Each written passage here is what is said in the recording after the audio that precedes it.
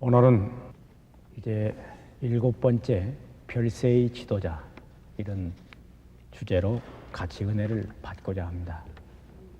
별세 신앙 강좌 7번째, 그동안 별세의 은혜, 별세의 기도, 또 별세의 시험, 별세의 상급, 별세의 가정, 별세의 치유, 이렇게 6번에 걸쳐서 함께 은혜를 나누었습니다. 오늘은 별세의 지도자. 우리가 이 세상을 살아가면서 우리의 소원이 있습니다. 그것은 우리가 좀 더 높아지고 남을 지도하는 사람들이 되고 싶어 합니다. 그래서 우리는 자녀들이 앞으로 훌륭한 사람이 되라 하는 말은 지도자가 되라는 말입니다. 학교에서 반장을 하고 또 1등을 하고 또 어떤 회사에 가서 그 위치를 높이려고 하는 것은 자기 자신을 지도자로 만들어 세우는 우리의 소원입니다. 그러면 오늘 진정한 이 민족을 살리고 역사를 살리는 그런 지도자는 어떤 지도자야 되는가 하는 데 대해서 함께 은혜를 받고자 하는 것입니다. 그래서 예수님께서 우리에게 가르친 그 교훈의 진리에 따라서 이 말씀을 상고하자 하는 것입니다. 그리스도라고 하는 말 자체가 지도자라는 뜻을 담고 있습니다. 그리스도라는 말은 기름 부음을 받은 자, 이런 뜻입니다. 기름 부음을 받은 자라는 말은 구약에서 지도자들에게 기름을 부었습니다. 제사장, 왕, 선지자에게 기름을 부어서 당시에 하나님께서 지도자로 세우셨던 것입니다.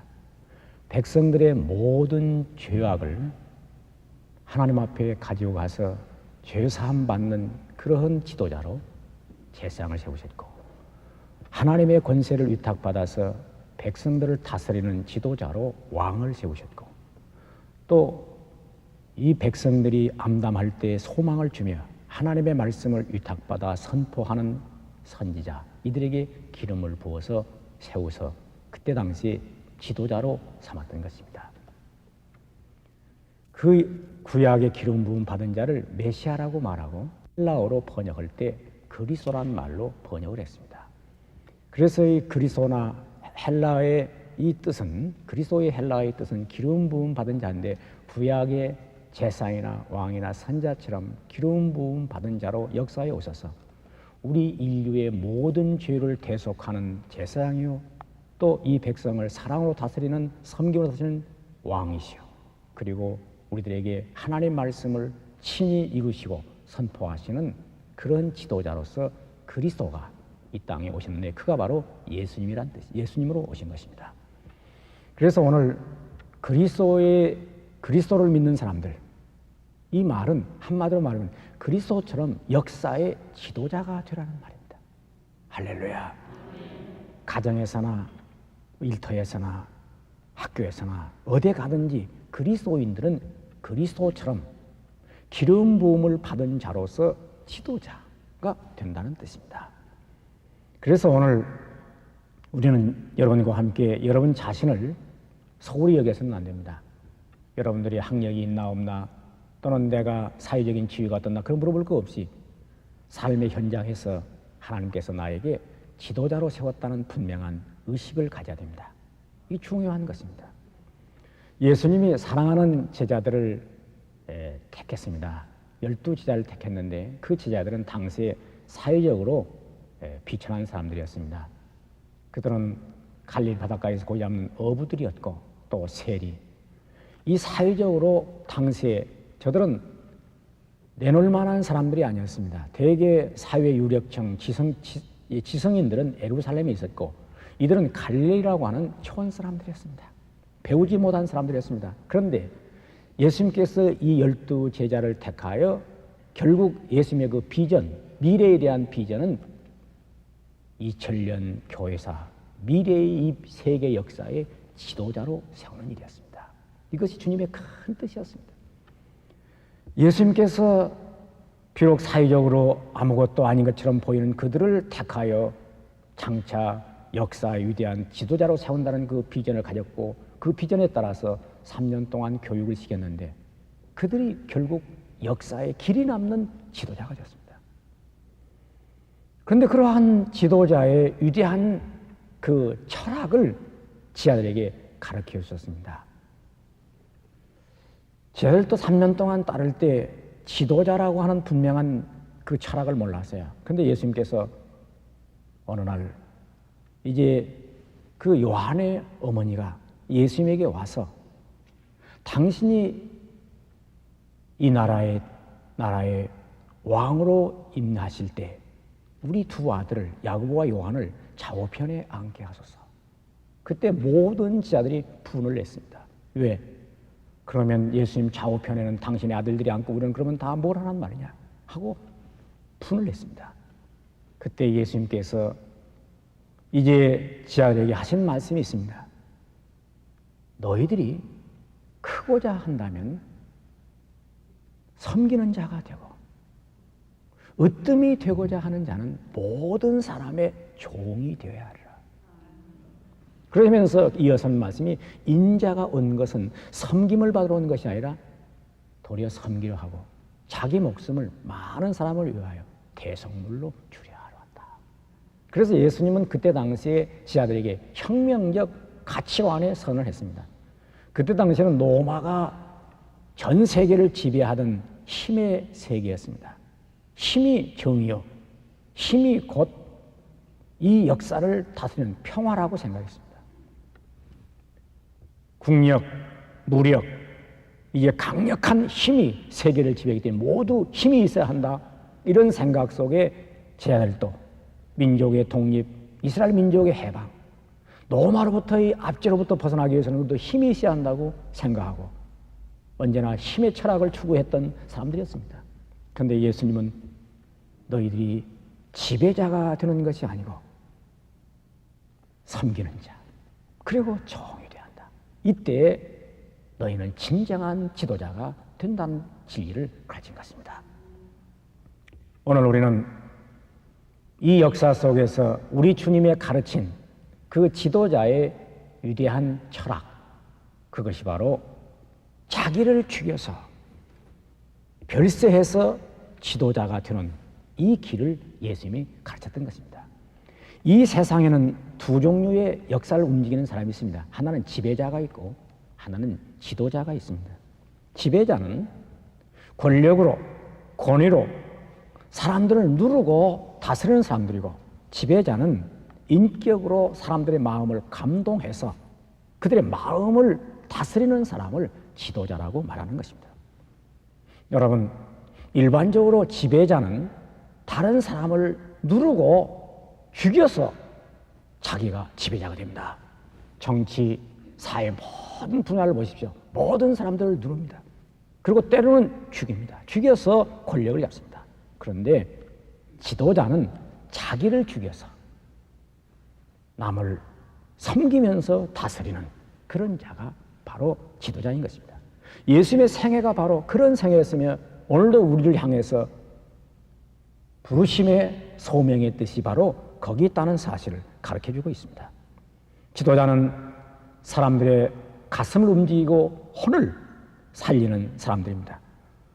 그러므로 지도자는 다른 사람과 싸울 필요가 없죠. 한마디로 말하면 자기와 싸워 이긴 사람들이 별세의 지도자입니다. 우리는 흔히 모든 이 세상에 다른 사람을 이겨야 한다, 너는 1등을 해야 된다, 이런 생각 속에 있습니다. 이것이 얼마나 잘못된 가치관입니까?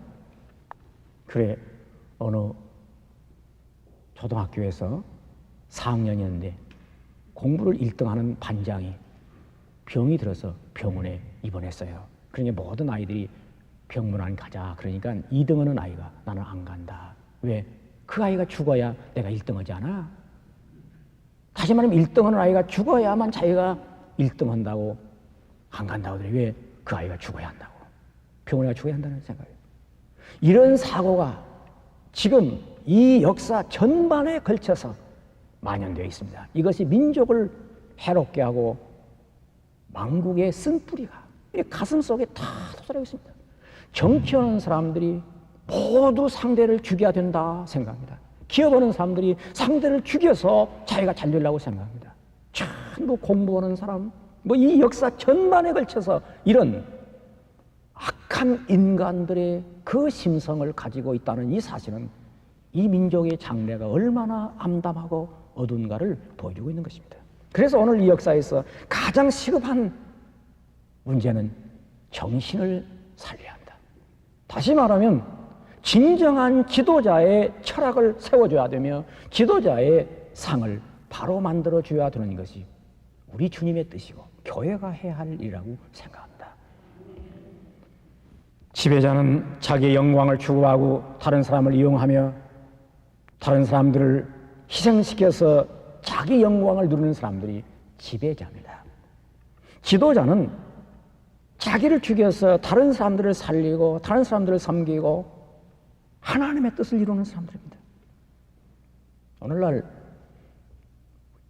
이 역사 속에서 많은 사람들의 표현이 잘못된 게 있습니다. 대통령이 되면 이 민족의 지도자라고 딱 표현합니다.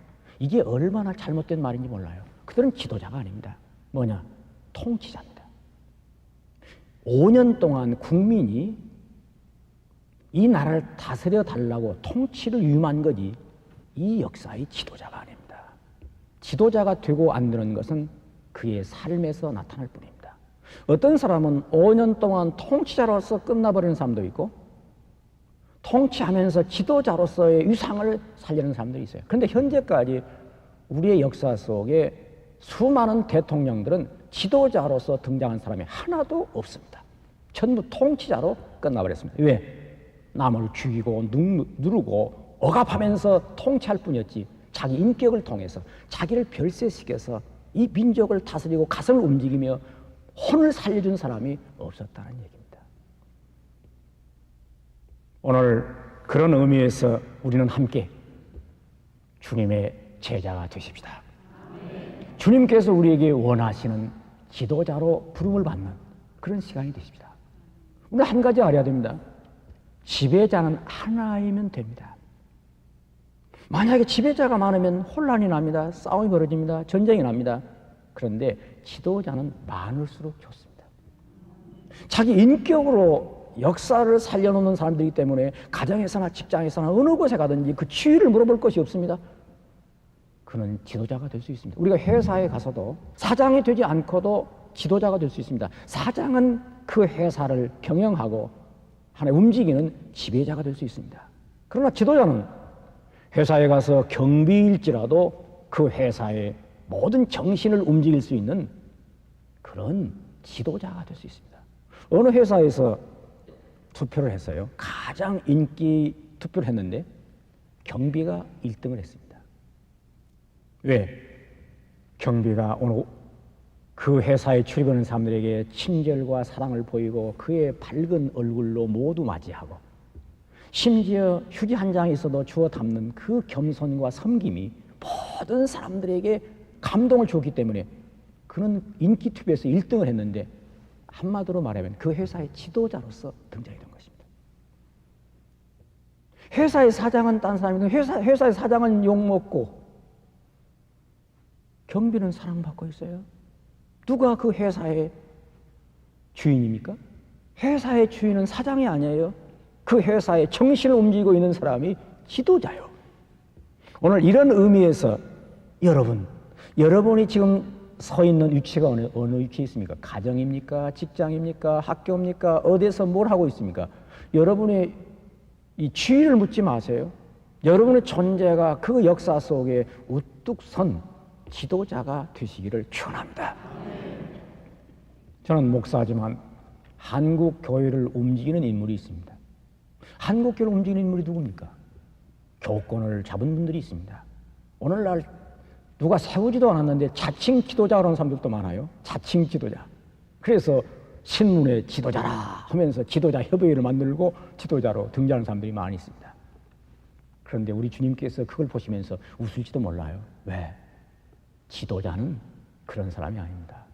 이 민족의 한국교회 지도자를 보십시오. 누굽니까? 선교자들이었습니다. 주기철 목사님, 손양원 목사님. 그들은 지금도 우리의 가슴을 움직이면서 혼을 움직이는 지도자가 아닙니까? 저는 늘 내 심령이 답답일 때마다 오늘날 교권을 잡은 무슨 교회 인물들을 보는 것이 아니고 골방에다 무릎을 꿇고 주기철 목사님을 머릿속에 생각합니다. 눈물 없이 못 가는 길, 피 없이 못 가는 길, 영문 밖에 좁은 길이 골고다의 길이라네. 그 옥중에서 순교자의 길을 걸었던 그분을 생각하면서 내 눈에서 눈물이 흐를 때까지 기도합니다. 저는 전남에 가면 이제 손양훈 목사님의 순교 기념관이 있습니다. 그럼 무릎을 꿇고 손을 높이 들고, 오 주님, 위대한 사랑의 원자탄 손양훈 목사님의 그 영성을 이 종에 심어 주시옵소서. 무릎을 꿇고 기도합니다. 왜? 그분들이 우리의 지도자이기 때문입니다. 저는 가끔 교인들을 보면서 그런 생각을 합니다. 교회 가면 당회장이라는 목사가 있고 또 당회원이라고 하는 장로님들 계시고 권사님이 있어요. 그런데 저를 감동시키는 사람은 솔직한 말로 장로님이 아닙니다. 집사님, 권사님 가운데 특별히 자기를 별세시켜서 목사의 마음을 감동시키는 청년, 또 집사, 장로님도 그런 분이 있죠. 그런 분들은 저에게 늘 지도자로 제 마음속에 모십니다. 내가 지도자가 아니에요. 그들이 지도자죠. 이 교회를 살려내는 지도자예요. 그러니까 여러분들이 교회에서 어떤 직분을 받았느냐, 그거 그렇게 중요하실 필요가 없어요. 뭐 권사가 되었다고 해서 뭐 대단한 것도 아니고, 장로님이 되었다고 해서 뭐 자기가 무슨 대단한 뭐 지도자가 되는 거 아니에요. 그 지도자 아닙니다. 여러분 그렇게 생각하지 마세요. 제가 목사지만 한신교회 지도자인지 아닌지는 나 몰라요. 왜? 교인들의 가슴 속에 이 종이 감동과 섬김의 어떤 그리스도의 상을 보이고 있다면 제가 영적인 어떤 의미에서 지도자가 될 수 있지만, 강단에서 막 말씀을 가지고 큰 소리 친다고 해서 지도자는 게 아니에요. 왜? 당회장권을 가지고 얼마든지 설교할 수 있잖아요. 오늘 저는 이 시간을 빌려서 우리 주님이 별세의 지도자로서의 몇 가지 우리에게 주신 교훈을 받고자 합니다. 첫째는 분명히 자기 자신을 인자가 온 것은 하늘이 보냈다는, 하나님께서 보내심을 받은 소명을 가지고 있어야 됩니다. 누가 세웠냐는 것입니다. 오늘날 이 세상의 모든 지배자들은 선거로 세우든지 자기가 스스로 이제 지배하시는 다 자기가 된 사람들입니다. 하나님이 세운 사람, 하나님이 세운 사람이 되어야 됩니다. 어떻게? 우리 주님을, 예수 그리스도를 하나님께서 보내시고 성령의 기름 부으사 자기를 십자가에 죽여서 역사의 지도자로 세우심에 대한 소명의식을 가져야 됩니다. 오늘 여기 참석하신 분 그런 소명의식 가지시기를 바랍니다. 하나님께서 나를 보내셨다. 이 소명이란 게 다른 게 아니에요. 자기 존재를 하나님께서 보내셨다고 믿는 겁니다. 어떻게? 이 역사 속에 지도자가 되라고. 여러분 자기 자신을 시시하게 생각하지 마세요. 지도자로 주께서 보내셨어요.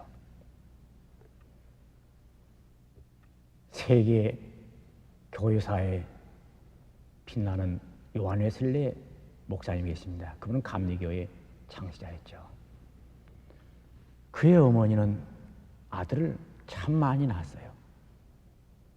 16 뭐 그렇게 낳아서 길렀는데, 아이들을 길러가면서 밤에는 인원 점검을 합니다. 왜? 다 있는지 없는지. 그래 다 너무 많아가지고 일렬로 세워놓고는 조사를 하는데, 그들에게 묻는 말이 있었습니다. 얘들아, 너희는 너희 자신을 어떻게 생각하느냐? 예, 위대하다고 생각합니다. 누가 위대하다고 했지? 예, 우리 하나님이 위대하다고 저희를 이 세상에 창조했습니다. 너희는 지금 무슨 일을 하고 있지? 예, 역사를 창조하고 있습니다. 누가 시켰지? 예, 하나님이 시켰습니다.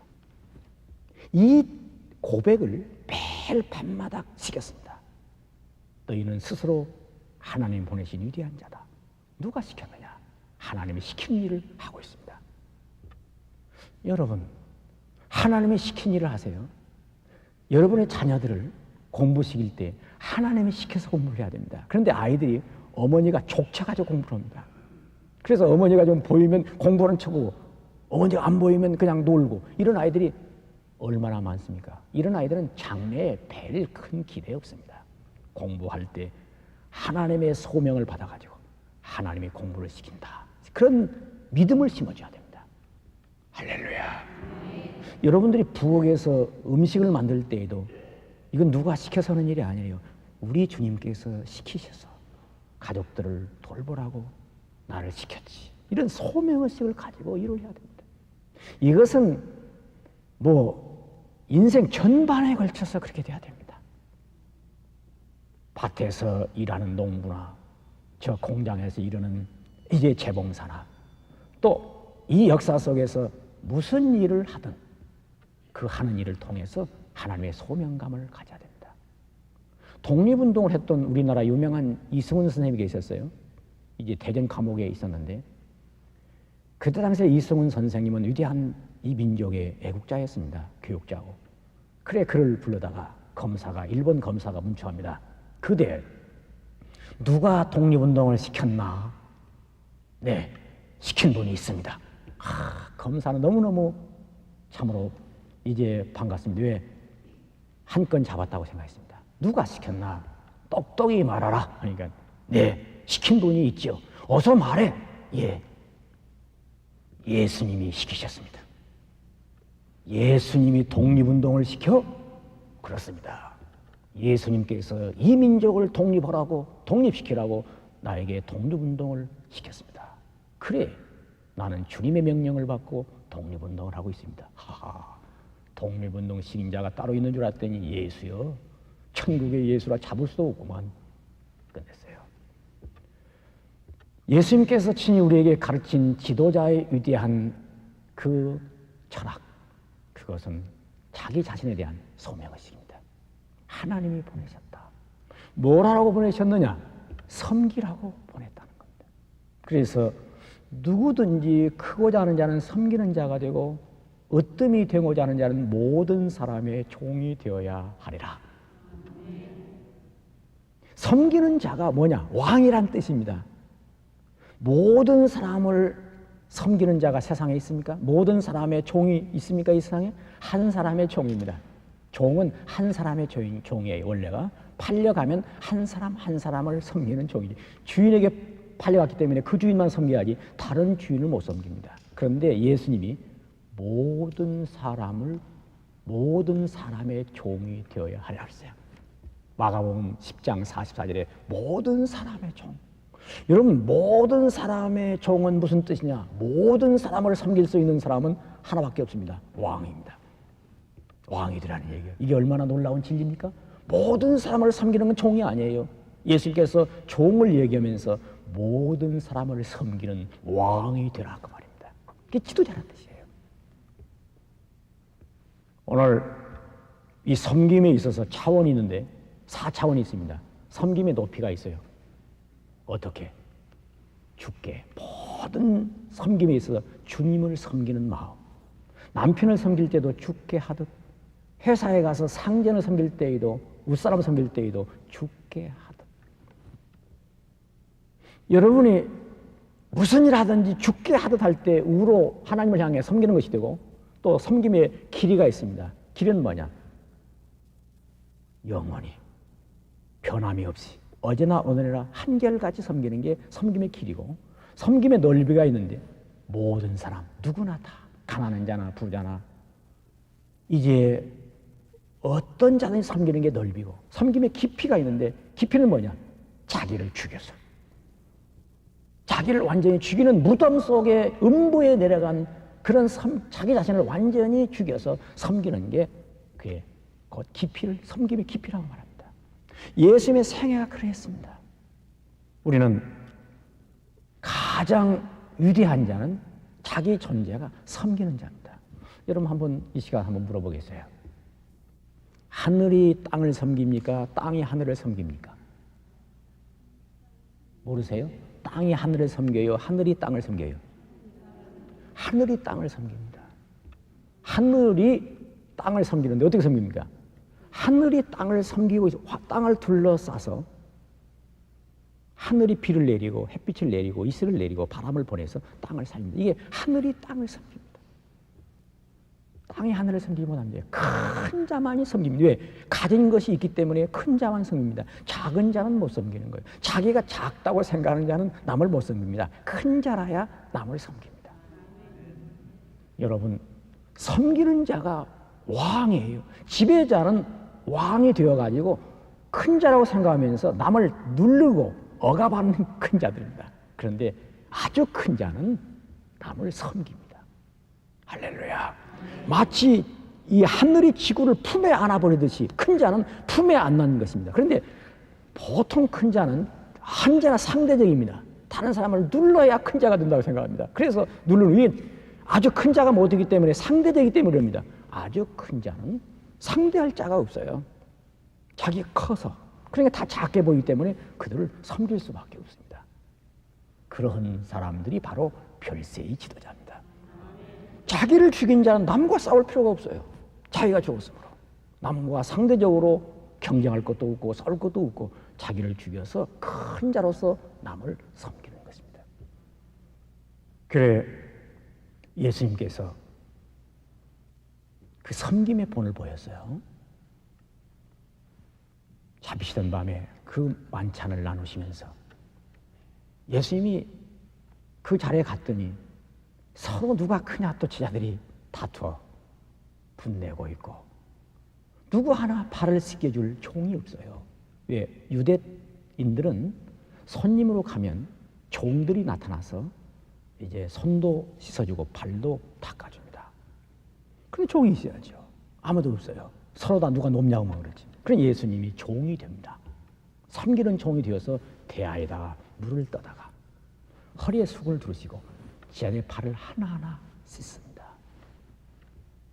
예수님께서 친히 제자들의 발을 씻기면서 너희가 내가 스승이요 선생으로서 너에게 본을 보였으니 서로 이것을 알고 행하면 복이 있으리라 가르쳐 주셨어요. 여러분 이것이 바로 예수님의 섬김의 본이었습니다. 이 섬김이라고 하는 것은 큰 자가 작은 자를 돌보는 것이 섬김입니다. 그래서 여러분이 섬길 때는 작은 자가 아니에요. 큰 자가 된 겁니다. 만약 아내가 집에 돌아가서 남편을 섬길 때에는 큰 자가 된 것입니다. 또 남편이 아내를 섬길 때에는 큰 자가 된 것입니다. 내가 남편이니까 섬김 받아야지. 큰 작은 자가 된 거예요. 또 어머니가 자녀를 섬길 때에는 큰 자가 된 겁니다. 회사에서 사장이 사원들을 섬기는 마음을 가지면 그 사장은 하늘이 보낸 큰 자가 된 겁니다. 그런데 내가 섬김 받아야지. 그건 작은 자가 된 거죠. 그런데 예수님이 왜 발을 씻겼습니까? 발은 씻겨줌으로 예수님께서 지자들에게 위대한 진리를 가르쳤습니다. 오늘날 지도자를 교회에 세울 때에는 반드시 머리에 안수를 했습니다. 목사도 안수하고 장로님도 안수합니다. 그래서 교회에서 안수받은 사람이 되면 눈이 다 지도자가 된 줄 알고 높은 자리에 올랐다고 생각하는 사람들이 많이 있습니다. 그런데 예수님은 머리에 안수를 안 해요. 어디에 안수를 했느냐? 발에 안수를 했어요. 섬기는 자가 되라. 저는 이 진리를 깨닫고 감탄을 했습니다. 그렇다. 예수님은 제자들을 사도로 파송하면서 머리에 안수하면서 파송하는 것이 아니라 제자들의 발을 씻기면서 무언에 발을 씻겨서 발에 안수하시고 십자가에 예수님이 달려 죽으심으로 제자 훈련의 지도자의 훈련 이것을 마감했던 것입니다. 예수님의 발을 씻겼습니까? 발처럼 되라는 겁니다. 발은 가장 낮은 자리에 우리 지체, 여러분 발은 가장 낮은 자리에 우리 지체 중 가장 낮은 곳에 있으면서 모든 지체를 높여주고 있습니다. 이게 발입니다. 두 번째로 발은 무거운 짐을 홀로 지고 있습니다. 우리의 지금 육체가 얼마나 무겁습니까? 이 무거운 짐을 홀로 지고 있어요. 이게 발입니다. 세 번째, 발은 가장 더러운 허물을 감당하고 있는 발입니다. 그리고 모든 지체를 깨끗하게 합니다. 세 가지 깊은 의미를 우리에게 가르쳐 주셨습니다. 예수님은 지도자는 무거운 짐을 나홀로 진다. 이게 책임감입니다. 무거운 짐을 나홀로. 그래서 예수님은 인류의 모든 죄짐을 십자가상에서 홀로 지셨습니다. 이것이 지도자의 책임감이고. 두 번째, 지도자는 모든 사람을 살려줍니다. 높여줍니다. 자기는 낮아지면서 모든 사람의 정신을 살려주고 그들의 이제 마음을 용기를 주고 희망을 주는 모든 사람들을 살려주는 자기는 낮은 자리에서 높여주는 예수님은 결국 십자가를 지시고 우리를 지옥의 음부의 자리에서 끌어내어 하나님의 자녀의 높은 위상을 만들으셨습니다. 예수님께서 사랑하는 제자들의 발을 씻긴 데는 깊은 의미가 있습니다. 그 의미를 세 가지로 생각해 볼 수 있겠습니다. 왜 예수님께서 발을 씻기셨을까? 우리의 지체 중에서 손도 있고 또 얼굴도 있고 많은 지체들이 있는데 왜 발을 씻겼을까? 발은 세 가지의 깊은 비밀을 담고 있습니다. 발은 가장 우리 지체 중에서 낮은 데 있습니다. 그래서 모든 지체를 높여주고 있습니다. 두 번째로 발은 무거운 짐을 홀로 지고 모든 이제 지체의 무거운 짐을 홀로 감당하고 있습니다. 세 번째는 발은 가장 더럽고 추한 곳에 디디고 서서 모든 지체를 의롭게 깨끗하게 만들어줍니다. 이것은 우리 주님의 십자가의 그 삶의 상징적 의미를 가지고 있습니다. 우리 주님께서 인류의 모든 무거운 짐을 홀로 지고 십자가에 달려 우리의 죄짐, 고통, 저주를 홀로 담당하시고 죽으십니다. 그 십자가의 정신이 바로 발의 정신입니다. 두 번째로 예수님은 우리를 지옥의 멸망의 사람들에게서 끌어올려서 하나님의 자녀로 높여줬습니다. 천국의 자녀로 높였습니다. 그래서 이 발처럼 높여주는 그런 삶이 바로 십자가의 정신입니다. 세 번째로 모든 인간들이 더럽고 추한 우리의 허물, 이 허물을 주님께서 십자가의 피로 덮으셔서 우리의 죄를 사하시며 우리를 의롭게 만들어주고 있습니다. 그래서 이 발이라고 하는 그 자체의 지체의 기능, 이것은 바로 십자가의 정신, 그 삶과 통하고 있는 것입니다. 그러면서 예수님은 제자들에게 발을 씻기면서 너희는 발처럼 복음을 들고 땅 끝까지 가서 위대한 사도가 되라는 그런 무언적 깊은 의미를 담아서 저들을 씻어주었던 것입니다. 결국 발을 씻은 것이 아니라 안수를 했던 것입니다. 제자들은 이러한 주님의 깊은 비밀을 알았기에 성령으로 충만한 이후에 땅 끝까지 이르러 발의 사도로서 순교자의 길로 갔던 것입니다. 저는 이 귀한 의미를 깨닫고 우리 교회에서 장로님을 임직할 때 머리에 안수하는 교회 행사가 있습니다만 미리 제가 발을 다 닦습니다. 주님의 심정을 가지고 발을 씻기면서 내가 그대들의 발을 씻겼으니 그대들은 교인들을 섬기는 장로, 섬기는 지도자, 섬기는 큰 자가 되어다오. 그런 심정으로 그들을 씻겨서 장로 임직을 하게 됩니다. 제가 교회에서 제자 훈련을 하면서 어느 시간에 남편은 아내의 발을 닦고 아내는 남편의 발을 닦는 그런 이제 숙제가 있습니다. 그래서 지하들이 공부하는 시간에 남자들에게는 아내의 발을 씻기고 오고 또 이제 아내는 남편의 발을 씻기고 오라고 하는 그런 숙제를 했습니다. 다음날 숙제를 하고는 이제 오게 되는데 저도 마음속에 부담이 와요. 왜? 틀림없이 훈련생들이 저에게 목사님은 어떻게 했습니까? 물을 것 같아. 그래 제가 수요일 날 밤 이제 예배를 마치고 집에 가서 대야에다 물을 다 깨끗이 닦고 피누질을 하고 물을 담아가지고 방에 들어갔습니다. 저는 우리 식구들은 언니나 영부인 마마라고 부르니까요. 영부인 마마 여기 앉으시지. 왜 그래요? 당신 발을 좀 씻게. 그래도 우리 식구가 막 일어나서 어디로 가지 않아요. 그래서 내가 따라가서 이제 붙들고 와가지고 딱 의자에 앉히고 제가 무릎을 꿇고 우리 식구의 발을 딱 손으로 잡고 무릎을 꿇고 기도를 했습니다. 주님, 여종을 만난 지 30년 주님의 뜻을 따라 교회를 섬기느라 괴롭고 험악한 길 걸어오면서도 참아오며 인내하고 살아주었습니다. 주님, 여종의 그 발자취에 따라 오늘의 이 교회를 이루었사오니 주님, 여종을 사랑해 주시고 아껴 주시고 축복하시며 그동안 그에게 있었던 모든 아픔을 씻어 주시옵소서. 그렇게 기도하는데 눈물이 막 대야에 막 비오듯 쏟아져요. 그래 눈을 들고 울어보니 제 식구에게서 눈물이 툭툭 떨어져요. 저는 그때 이 섬김의 신비를 알았습니다. 그래, 아내들이 또 남편들이 숙제를 해가지고 와서 어떻게 했습니까? 남편의 발을 씻기려고 그랬더니 여봐, 왜 갑자기 그래?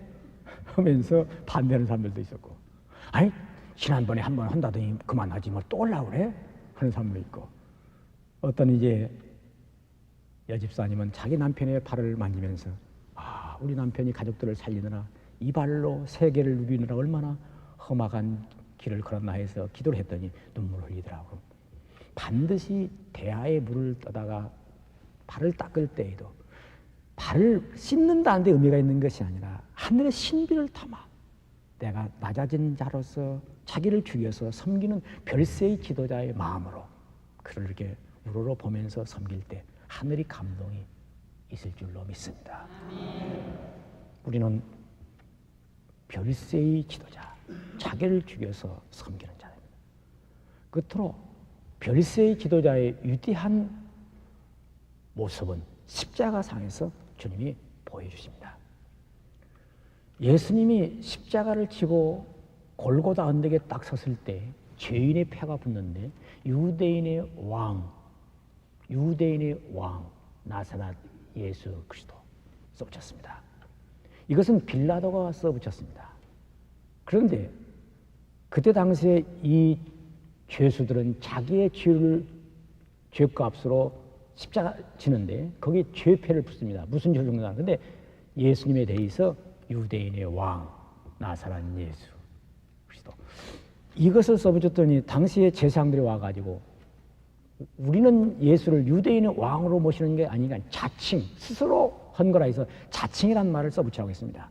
그때 이 빌라도는 내가 쓸 것 썼다 하고 거절했습니다. 예수님은 십자가에 달려 죽으면서 그 죄패가 유대인의 왕이라는 죄패를 붙였습니다. 그런데 거기에 3개 국어로 썼습니다. 히브리어, 헬라말, 노마. 당시의 노마의 말은 전 세계를 지배하는 정치적인 언어이며 헬라말은 문화의 언어이며 그리고 히브리어는 종교적 언어인데 예수님은 전 세계의 왕이라는 것을 무언의 상징성을 띠게 된 것입니다. 그럼 예수님은 어떻게 왕이 되었나? 십자가에 죽어서 왕이 된 겁니다. 당시에 전 세계를 지배했던 로마의 시자, 네로 이런 모든 왕들은 침략하고 죽이고 빼앗아서 왕이 되었지만 예수님이 십자가의 자기를 죽여서 왕이 됩니다. 어떤 왕이 되냐? 인류의 모든 죄를 홀로 지고 죽는 왕. 모든 역사의 인류의 저주와 고통과 불행을 홀로 지고 죽는 왕. 나는 십자가에서 홀로 고통과 저주와 죽음과 인간의 모든 죄악을 지고 죽노니 이제 나를 왕으로 믿는 모든 이제 백성들은 내 안에서 평화와 해방과 자유와 그리고 이제 죄사함의 은혜를 받으라는 것입니다. 그래서 예수님은 십자가에 달려서 왕이 되었습니다. 이것이 예수님이 별세의 지도자의 위대한 길을 보이는 것입니다. 여러분, 예수님 오늘도 십자가상에서 우리를 보시면서 나를 따르라고 말합니다. 내가 십자가에 죽어서 왕이 되듯 지도자가 되듯 너희들도 가정에 들어가면 자기 십자가를 지고 죽어서 가정에 섬기는 왕이 되고 또 직장에 가서 직장에 섬기는 왕이 되고 그리고 이 역사 속에 이 민족을 살려내는 왕이 되라는 것입니다. 여러분, 이 민족의 위대한 지도자들이 누굽니까? 수없는 고려 왕건으로부터 이조 태조로부터 역사에 수없는 왕이 등장했으며 오늘날 수없는 대통령 통치자가 등장했습니다. 그런데 이 역사에 우리의 가슴을 울려주는 지도자는 누굽니까? 상상해 보십시오.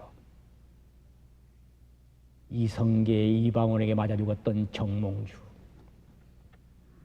또 세조대왕에게 죽었던 사륙신들, 성삼문, 또 역사에 이어오면서 이 민족을 위해서 임진왜란 때 죽었던 이순신, 일본 외국 이제 치하에서 죽었던 안중근, 유관순, 우리의 가슴을 울려주는 지도자로 우뚝 서 있습니다.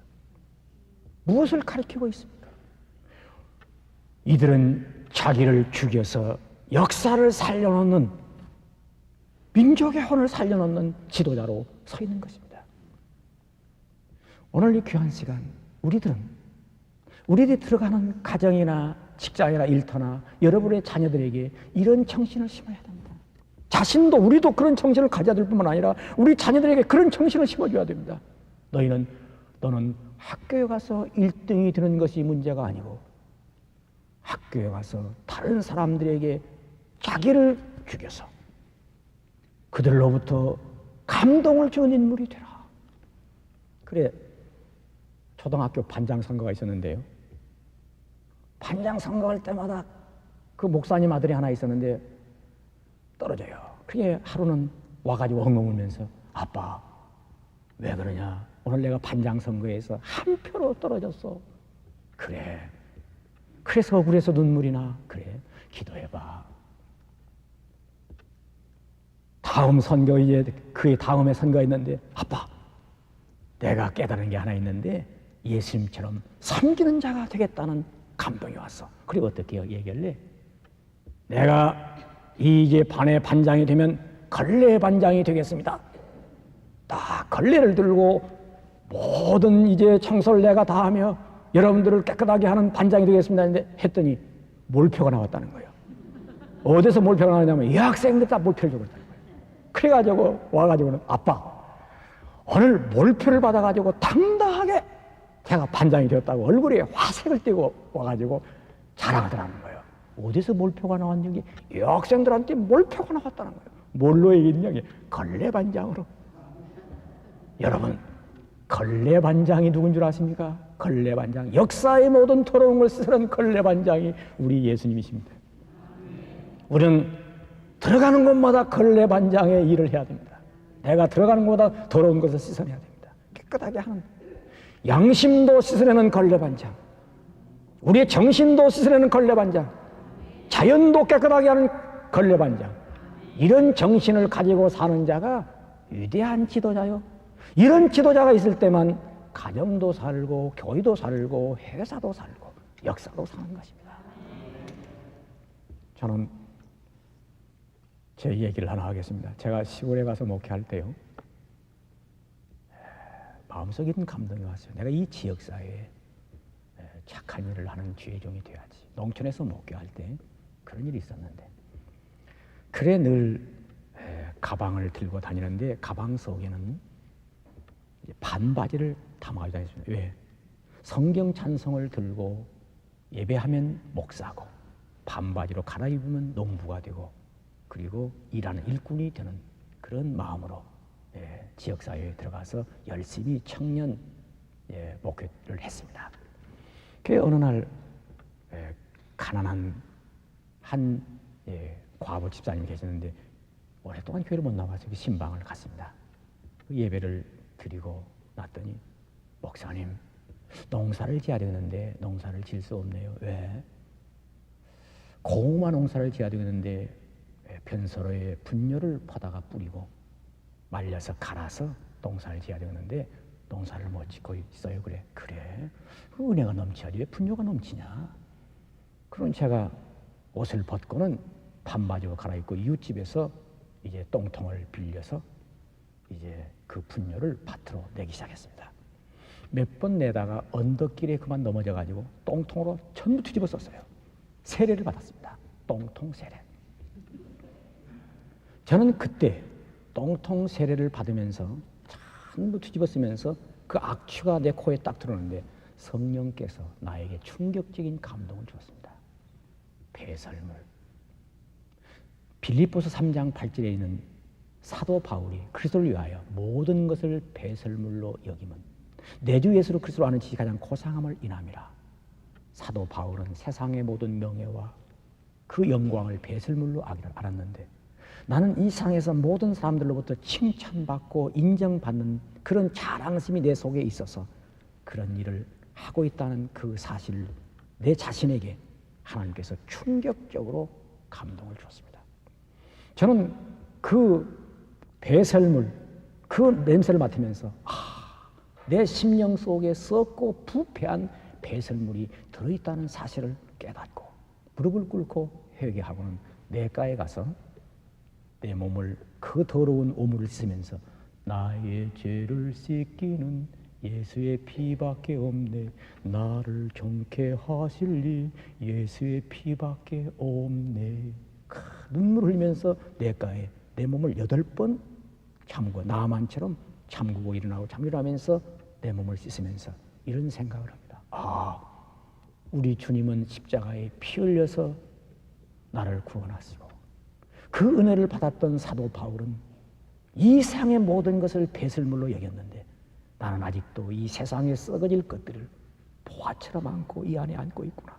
자신을 채찍하고 자신을 쳐서 물속에 수없이 달리면서 은혜를 받고 석양 노을에 집으로 돌아오는 그 순간 하늘에서 비춰오는 그 붉은 빛은 나를 그 십자가의 피로 씻어주는 것을 실감을 했습니다. 저는 그때 그 일을 회상할 때마다 제 자신이 늘 회개하면서 은혜를 받습니다.